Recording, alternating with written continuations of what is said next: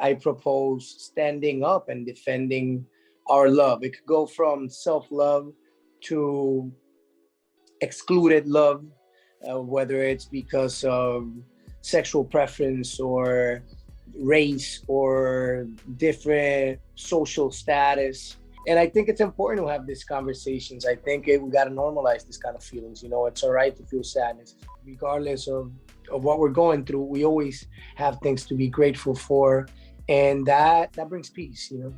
Hoy me siento cabrón. To me, it's important to speak in balanced ways. You know, if I'm going to talk about death, if I'm going to talk about loneliness and sadness, I also have to give light to the contrasting side, which is feeling great, you know. And to me, it was important that it was the first song on the album. It has a little bit of braggadocious, but the real intention is to invite people to feel that way, to start their day like that, connecting and honoring that side of ours. You know, we all have a day or several in which we wake up and everything is perfect. We look great. We feel good. We feel cool. And that's what Me Siento Cabrón is all about. I thought it was the right tone to start the album with. It's a song about that mystical love, that one person that you seem to be in divine order, like life has put you together and there's a certain magic and mysticism that comes with it. It's based on a personal story. Ñejo is in the song. From the second I wrote the song, I left the second verse open. I didn't write anything to it because I always envisioned some like old school hard rap in it, and Ñejo brought it. You know, he definitely elevated the song. Fear of missing out is widely used online now. Like people will see their friends partying, they'll write, "Oh my God, I'm feeling FOMO because I'm feeling fear of missing out." It's about a long distance relationship. I was going out with a person that lives in the West Coast, and I live in the East Coast, and it was the beginning of the relationship. So there's some clever, playful lines about it, and yeah, I just thought it was a cool title, and playing with the new slangs. And when La Neta is the namesake, it's the song that gives the name to the album. It talks about inclusive love that may be marginalized, that might be outcasted, and I propose standing up and defending our love. It could go from self-love to excluded love, whether it's because of sexual preference or race or different social status. And and the fire that comes when we are in loves like that, you know, we get into that us against the world mode. And that's what La Neta is all about. Standing up for what you believe in, standing up for yourself, standing up for love. Ni tan novios ni tan amigos means not really a couple, but not really friends either.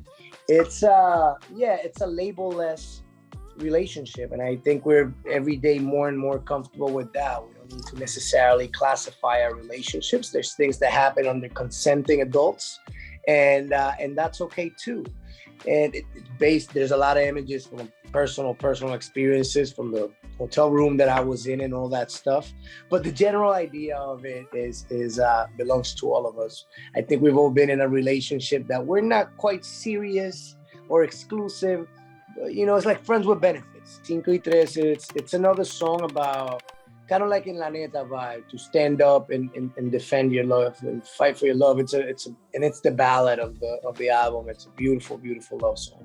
It's about that late 2 a.m. call to that person that you kind of broke up with, that the relationship wasn't healthy anymore, but there still remains of that desire and that love.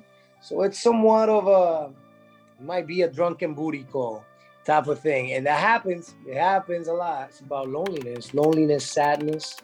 Coming back home is the definition. And volver a casa is symbolic of going back to your center, to your essence, or literally going back home after, bad day at work, or going back to your country after going to try success somewhere else and check opportunities. I painted from my reality, and I speak of stages and critics and all that stuff, but we all have these feelings. We all feel alone. We all feel sad at times, and we want to go back to simpler times when we feel overwhelmed.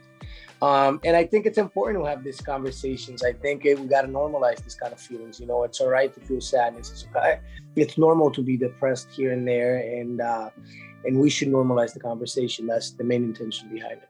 La Fiesta, I went through the exercise of exploring my fears and what is a universal fear of humanity. And I connect that with death, and I'm kind of fantasizing with my ideal funeral rather than being a sad event, having people celebrate my life. And I think we should, start normalizing that conversation too, and finding the beauty within it. I mean, of course, there's sadness and there's, a mourning process, but it's also, death is also unavoidable, number one. It's as natural as being born. And it's an invitation to enjoy every second that we have in this experience, in this life. So yeah, I try to approach it with a little bit of humor. It's about gratitude, I feel like that was the way to close the album, to give thanks. It has been the soothing, emotion to my anxiety, to my complicated days and situations. I try to give thanks every day before I leave bed.